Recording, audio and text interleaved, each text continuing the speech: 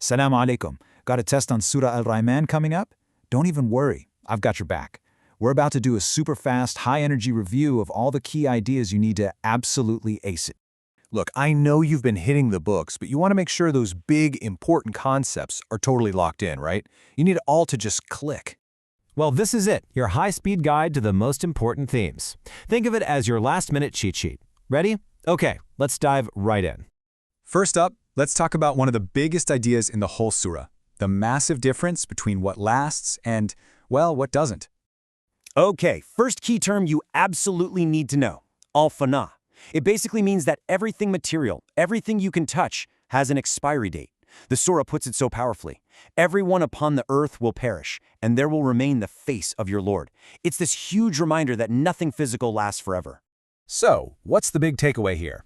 If all the stuff we have, all our possessions, are just going to disappear anyway, what actually matters? Well, the surah tells us to shift our focus from what we have to what we do, because our actions, those get recorded for good. And here's a little study hack for you. Seriously, try this. Make a T-chart. On one side, it lists things that are temporary. That's al-fana. Like video game scores or social media likes. On the other side, list things that are permanent, al-baqa, like being kind to your parents or being honest. It's such a simple way to make this idea stick in your head for the exam.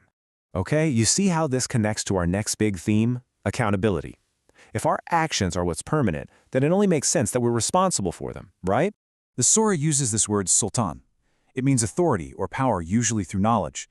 A perfect modern example is something like the Hope probe.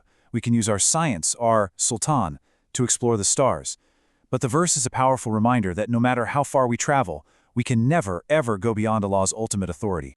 Now, this is a really good question you might get, or maybe you're even thinking it yourself. If the surah is named after the most merciful, why does it even mention punishment? It kind of feels like a contradiction, but it's not at all.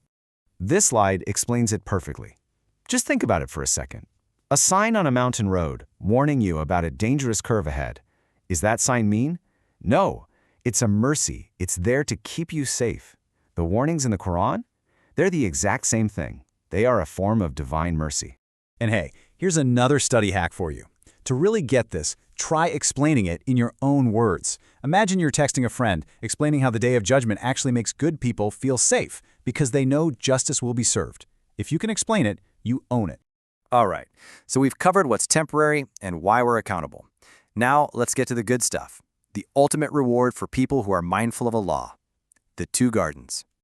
So the surah talks about two gardens, which is such a beautiful concept.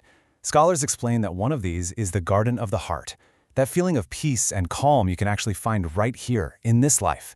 And the other? That's the garden of eternity, the physical paradise waiting for us in the next life. And when we read the descriptions of paradise with its flowing rivers and comfy cushions, it's not really about the luxury. The real reward, the ultimate prize, is something so much deeper. It's total security. Imagine a place where you never ever have to feel scared or worried again. That's true peace. So, let's bring it all home now. We're going to tie everything we've talked about together with one final, perfect idea: the balance. This is al-mizan, the balance. Think of it like this. The warnings about accountability create a healthy fear that stops us from doing wrong. And the promises of reward, they give us the hope and inspiration we need to do good. It's like the perfect operating system for the human heart, keeping us on the right path. So as you finish up this review, here's one final thought for you. If your actions are what truly last, what's one good thing you're going to do today to add to your permanent record? Think about it. Okay, now go crush that test. You've totally got this.